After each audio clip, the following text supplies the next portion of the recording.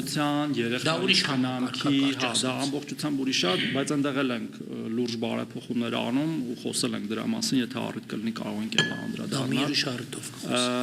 Ծերության նպաստներ եւ հաշմանդամության նպաստները։ Դրա համար ենք ասում, որ այս 660,000 մեր քաղաքացիները համարվում են կենսաթոշակառուներ եւ նպաստներ,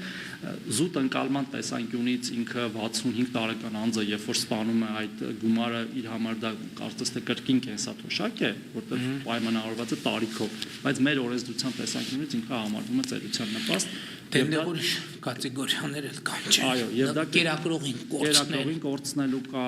երկկողմանի, միակողմանի, դրանք էլ են բարձրացնում, բայց շատ ավելին, քան նույնիսկ 10,000 դրամ։ Չէ, նկատի ունեմ, այդ դեպքում պարտադիր չի կենսաթոշակային տարիք լինի, կարող է երեխայի քաղաքացին, այո,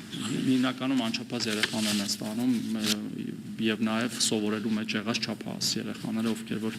բարձրագույն կրթություն են ստանում, այդ դեպքերում շատ ավելի շատ են բարձրացնում տարբերությունը, դրա համար եւ ամենահայտնի եք որն է պարոն վարչապետ, որ ինչքան ուզում է տարբեր մանիպուլյացիաներ ապրիլի 1-ին այս մեր բոլոր քաղաքացիները իրենք զգալու են հենց բայց ինչի պետք է չզգան ինչ մանիպուլյացիա չէ մինչև այդ բոլորը տարբեր բաներ են ասում ձեզ խափում են ձեզ չգիտեմ այսքան չեն բարձրացնի ձեր ավելի քիչ կբարձրանա տարբեր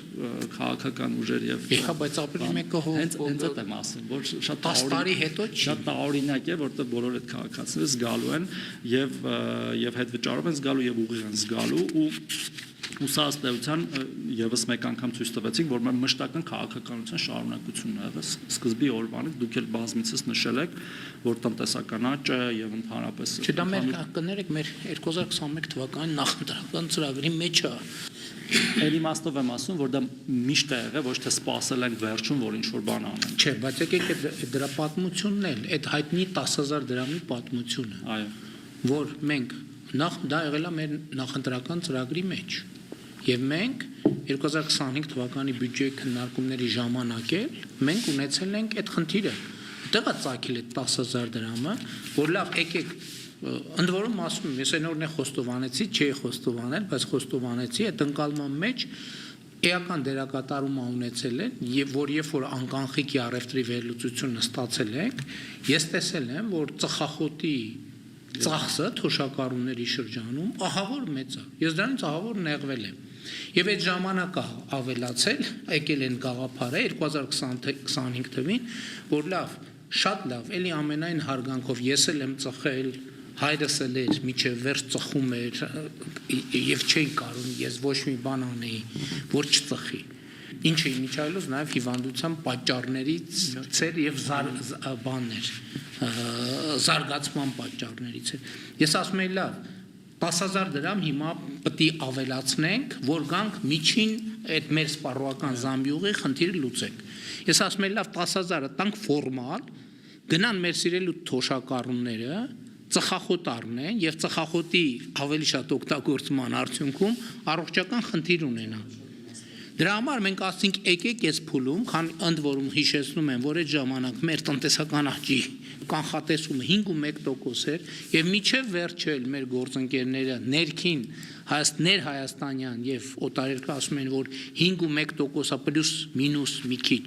ելնելու, մենք որոշեցինք ասենք լավ, եկեք այս 10,000-ը այս փուլում ուղղորդենք առողջության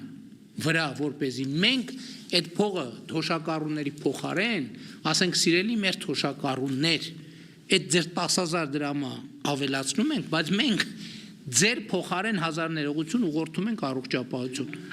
Այո, եւ մենք այնօր Իջևանում ուղիղ եթերում մարդ ասեց, որ ես նախկինում իրականում 30-40 հազար դրամ էի տալիս դեղ գնելու, հիմա չեմ տալիս։ Ստացվեց, որ ես 10,000-ի վերաուղղորդմամբ իհարկե ոչ բոլորի, բայց կոնկրետ մարդիկ կա, որ 30-40 մարդիկ կան, այսօր 3 միլիոն դրամանոց, 4 միլիոն դրամանոց վիրահատություն են բանան։